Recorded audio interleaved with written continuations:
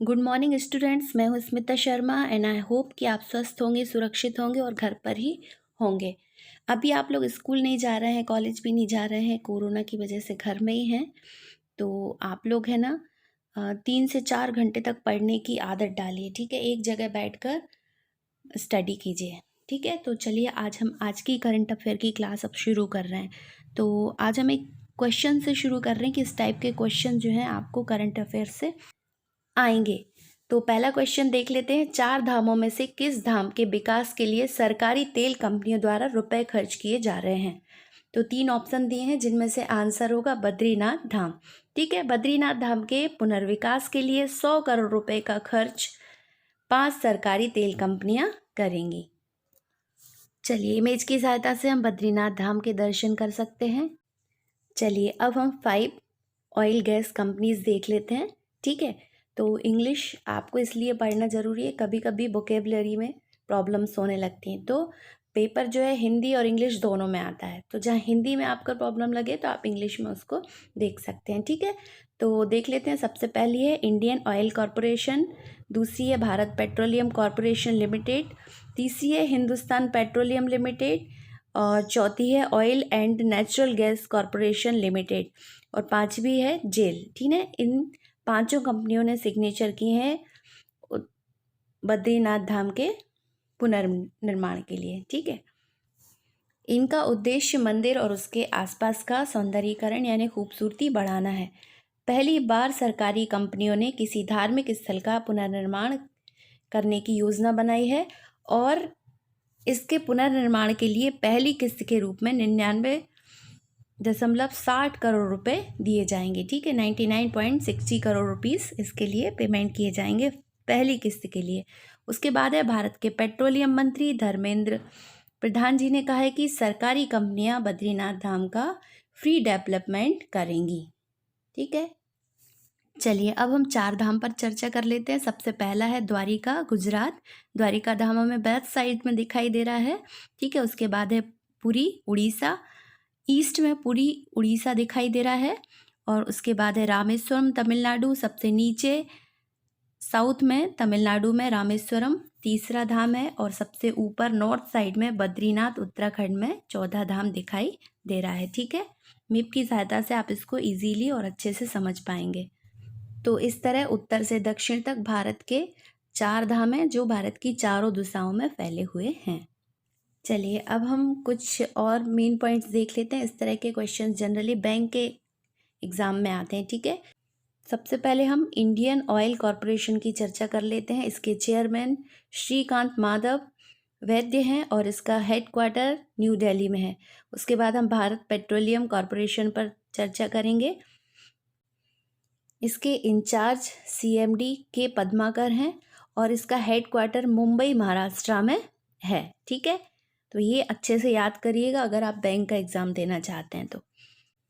चलिए अब आगे के पॉइंट की तरफ बढ़ते हैं। इजराइल, भारत और यूएई या संयुक्त अरब अमीरात ने पहली बार त्रिपक्षीय साझेदारी यानी तीनों पक्षों की साझेदारी हुई है और इसमें इजराइल की कंपनी इकोपिया संयुक्त अरब अमीरात में एक परियोजना के लिए भारत में रोबोट और सफाई तकनीकी का उत्पादन करने के लिए तैयार हुए हैं। चलिए आगे बढ़ते हैं।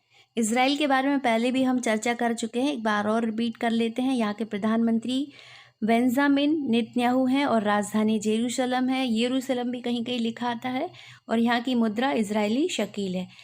फिर है संयुक्त अरब अमीरात यानी कि यूएई। इसमें हम देख लेते हैं कि यहाँ की राजधानी अबू धाबी है और यहाँ पर मुद्रा चलती है संयुक्त अरब अमीरात दिरहम, ठीक है। अब जो कॉरपोरेशन है त्रिपक्षीय समझौते का, उसके फाउंडर एरन मेलर हैं और सीईओ जीन सेशम्मा हैं तथा हेडक्वार्टर जो है वो तेल अवीव इजराइल में है, ठीक है। चलिए आगे देख लेते हैं। The permits TSPS to contact 5G trial in India. दूरसंचार विभाग ने 5G नेटवर्क परीक्षण के लिए दूरसंचार कंपनियों को मंजूरी दे दी है, ठीक है। जो मंजूरी लेने वाली कंपनीज हैं उनमें मेन हैं यानी कि मुख्य कंपनियां हैं भारती एयरटेल, वोडाफोन, MTNL और रिलायंस जियो, ठीक है। इन सभी कंपनियों को 5G ट्रायल की परमिशन मिल गई है। ठीक है, अब है इन दूरसंचार विभाग के अनुसार जो 5G तकनीक है वो 4G से 10 गुना तेज़ी से काम करती है। चलिए आगे चलते हैं। नेक्स्ट क्वेश्चन है 8 मई को मानसरोवर के लिए लिंक रोड का शुभारंभ किसने किया है?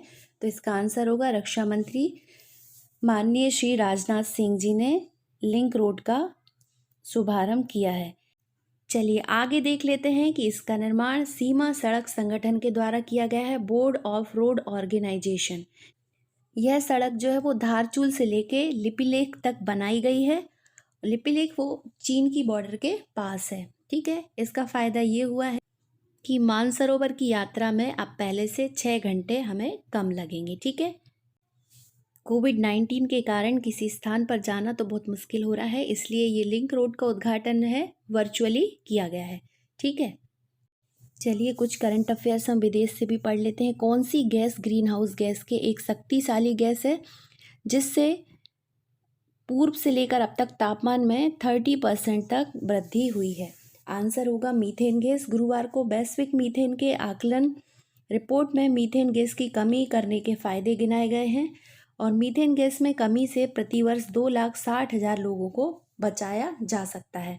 यह रिपोर्ट जलवायु और स्वच्छ गठबंधन CCAC ने तैयार की है। Methane gas A gas is a powerful greenhouse gas and it is responsible for around 30% of global warming is the free industries era about climate and clean air।